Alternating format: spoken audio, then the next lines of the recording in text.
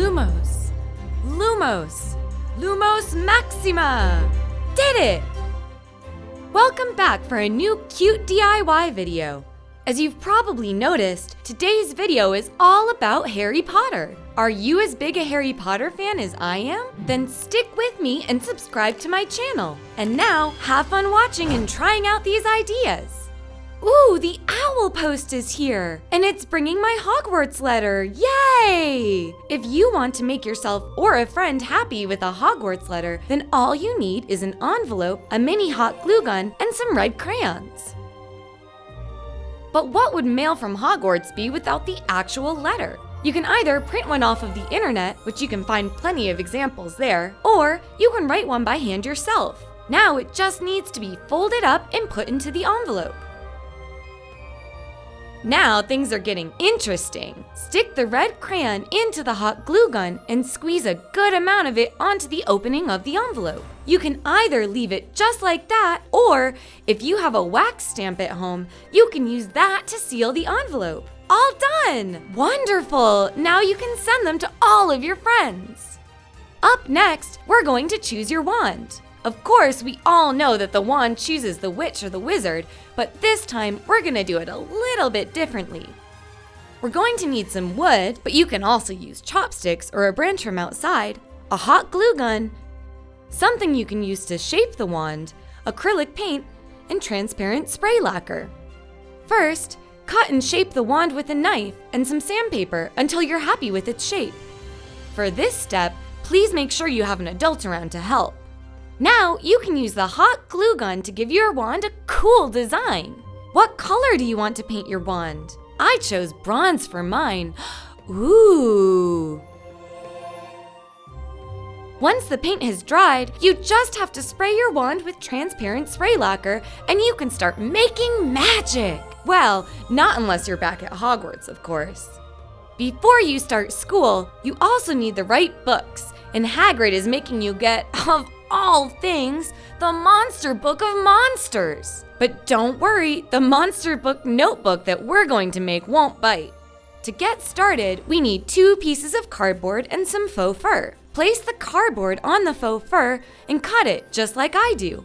Then, glue the cardboard to the back of the cut pieces of faux fur. Any excess fur can be glued to the other side of the cardboard. Trim off any extra so that you aren't left with any bulges at the end.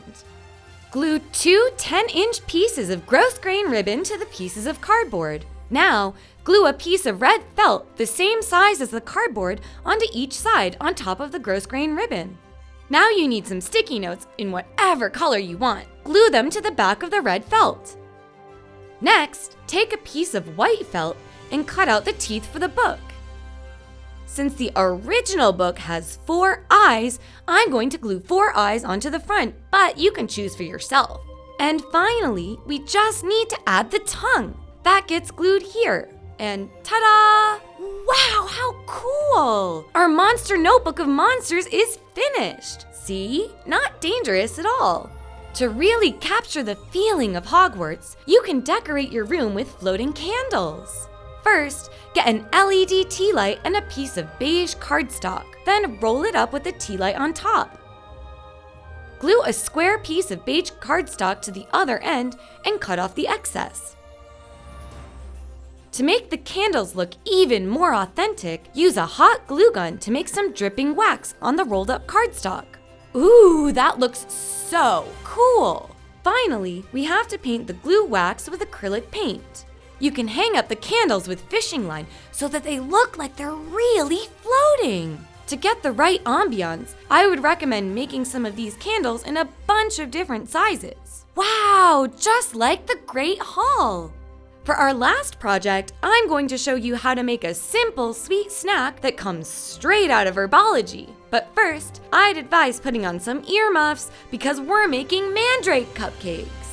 The first thing we need for the mandrakes is beige fondant, which we have to roll into a ball. You can make the face using a wooden skewer. Wow, doesn't it look realistic? Next, we need a small flower pot that we can crumble a chocolate cupcake into so that it looks like soil.